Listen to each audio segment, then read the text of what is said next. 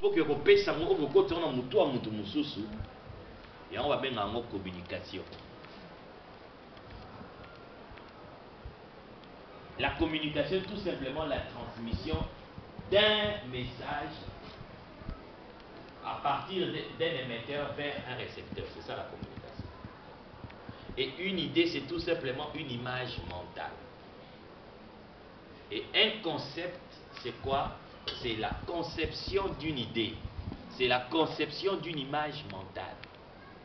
Lorsque j'ai dit Paris, tu as quelque chose dans la tête. Ce que tu as dans la tête là, c'est ça le concept. C'est ça l'image que tu as. C'est ça ce qu'on appelle le concept. Mais le problème est que le concept peut être vrai, tout comme peut être faux. Mais toi, qui as le concept, tu ne sais pas que c'est vrai ou c'est faux.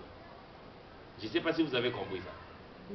Le concept peut être vrai, peut être faux.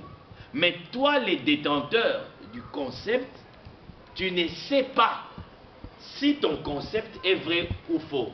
Du reste, toi, tu t'en fous de la véracité ou de la fausseté de ton concept. Le concept entre en toi non pas par rapport à sa véracité, mais le concept entre en toi parce qu'il doit entrer en toi. Ce que tu apprends en premier, c'est ce que tu retiens. Et un concept, non seulement il peut être vrai ou faux, un concept peut aussi être vague. C'est pour cela, lorsqu'on vous pose la question, explique ça, vous avez du mal à expliquer ça. Pourquoi? Parce que les images qui tournent en vous ne sont pas claires. Hein? Tantôt là, j'ai dit, c'est quoi éternel? Ou c'est qui éternel? Les images tournées.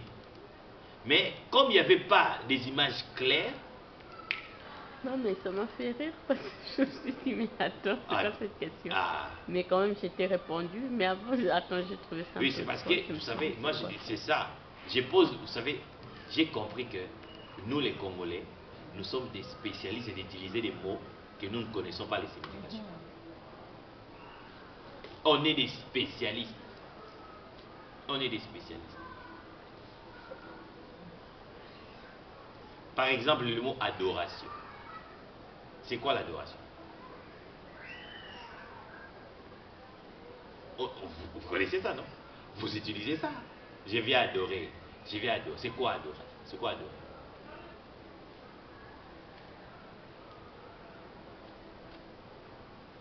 Adoration, c'est une manière d'honorer Dieu. Ça, c'est très bien. Hein? C'est une manière d'honorer Dieu. Le mot, ça c'est très important. C'est une manière d'honorer Dieu. Et vas-y encore. Adorer, c'est honorer. Honorer Dieu.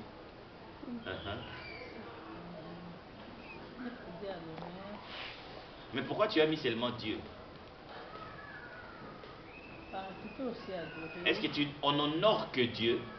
Non, tu peux adorer aussi. Je pose la question. On honore que Dieu? Oui. Non, les parents aussi. Les parents aussi. Si l'adoration, c'est une manière d'honorer. Oui. Honorer aussi les parents, les maris. Donc, on adore aussi les parents. Les maris. Les maris. On adore aussi les parents. On adore aussi les enfants. Vous comprenez maintenant?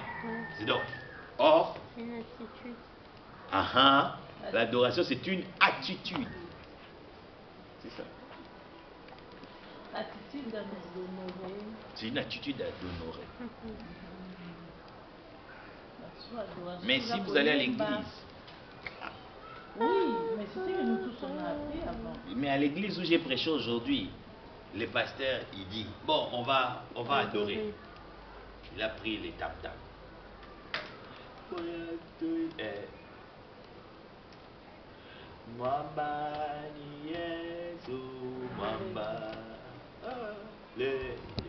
Bon, ici, amen, amen. Maintenant, on va louer. Boya toyembe la Yahweh, Yahweh. Na fandi na bi Nzambe. On est en 2016, on est en Europe, na Bruxelles, na direct. Habito tu ko adorer, tu ko louer. Maintenant faut dire la parole. Na téléminga bi Seigneur. Oh likambuni ni tout ça là. Tu vois? Pourquoi? Parce que tant que vous avez ça qui biso adoration. Et c'est biso adoration ça.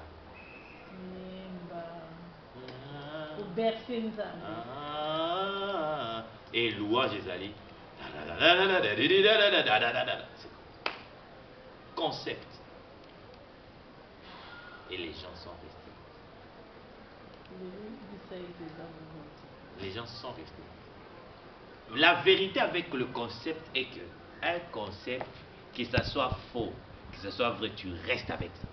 Tu t'attaches à ça.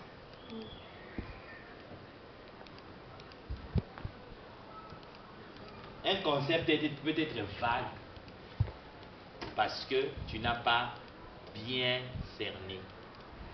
Mais un concept devient clair. Quand est-ce qu'un concept devient clair? Très important. Quand est-ce que tu commences à avoir un concept clair? Quand tu sais l'expliquer. Quand tu sais l'expliquer. Quand tu sais détailler des propriétés de cette image-là. Par exemple, Dieu, je vous ai dit que ces papas-là, moi, je ne les vois jamais.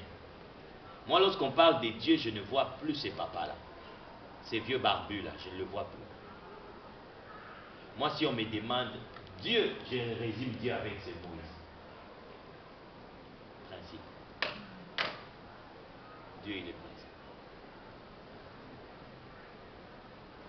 C'est sur base de ça que je résume Dieu. Alors, un concept, c'est une pensée. Donc, la suite est que c'est une idée, et l'idée devient concept, concept devient pensée. Alors, la communication, c'est comme ça. C'est ça la communication. Tu as une idée, et ton idée, tu articules ça en concept, concept, pensée, pensée, mot, phrase et puis parole. C'est ça la communication. Idée, concept, pensée, mot, phrase, parole. Ce que je suis en train de dire là, c'est la parole. Mais avant que ça soit parole, c'était des phrases. Je prononce des phrases. Et dans ces phrases-là, il y a les mots. Et dans ces mots-là, il y avait une pensée. Et dans cette pensée, il y avait des concepts. Et les concepts, c'était une idée. C'est comme ça qu'est la communication. Voilà pourquoi il y a l'émetteur. L'émetteur, il a le concept. Et il transforme ces concepts en mots. Et les mots, c'est la parole. Et il y a les récepteurs. Chez les récepteurs, maintenant, c'est l'inverse. Il y a maintenant, lorsqu'il reçoit la parole, le récepteur traduit ça en concept. Et il renvoie à l'émetteur la parole.